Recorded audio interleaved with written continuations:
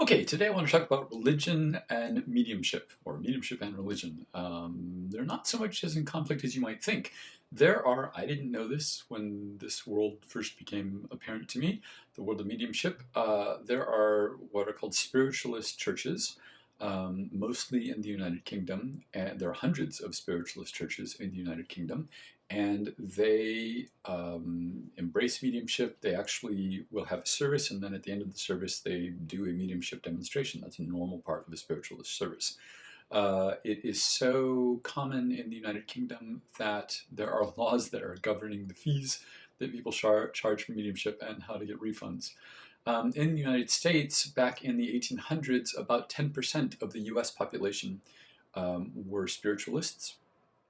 And at that time, 10% equaled about 2.5 million people, which today would be like the entire city of Houston, Texas, or all of Phoenix, Arizona, or all of Philadelphia, Pennsylvania, being spiritualists, all 100% of citizens. So quite a lot of people. But back then, the total US population was only about 23, 25 million. So it was a lot. It was a significant number of people. I personally know mediums who come from conservative Jewish or Mormon or Catholic backgrounds, and they don't tell anyone, or they don't tell many people that they are mediums, because they know how it conflicts with the religions they grew up in and or married into, because sometimes people can be very judgy in a really harsh, ugly way. And I only say that because some of them have said, "Oh, I made the mistake of telling, my aunt or telling my cousin or whoever," and they were just as judgy as they had worried about it.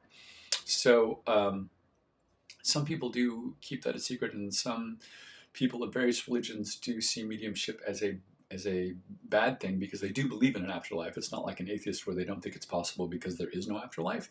They do believe it's possible, that it's a bad thing, a lot of them. But I have to say, I personally know a lot of Catholics who believe in reincarnation, which is definitely not a part of Catholicism, or not in congruence with Catholicism. So just because somebody proclaims and practices a specific religion does not necessarily mean that they will have a problem with mediumship. They might, but it's not an absolute thing that they will.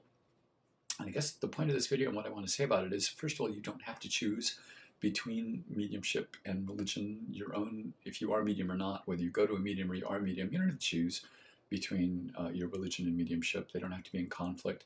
And just because, I think this is important too, just because part of a religion is wrong does not mean that the entire religion is wrong. I've seen good in most all religious beliefs, and I don't agree with 100% of all, because they all kind of conflict. But I think conservatives, especially, I've seen seem to feel that if you're saying one part of their religion is wrong, that the whole thing should be tossed, and I don't feel that way at all. But that's often where things go. So they're not in conflict. Mediumship and religion are not in conflict. It is embraced by spiritualist churches. It's a big deal there, big normal part of life for them. And so I don't have a lot more to say about mediumship and religion, other than I think that's all. Next week, it's super short, right? Next week, I want to talk about who can be a medium, because that's come up again on certain threads that I follow, and it surprises me, so I'm going to talk about that. Until then, tune in next week. Thank you for watching this very short this time, and see you next week.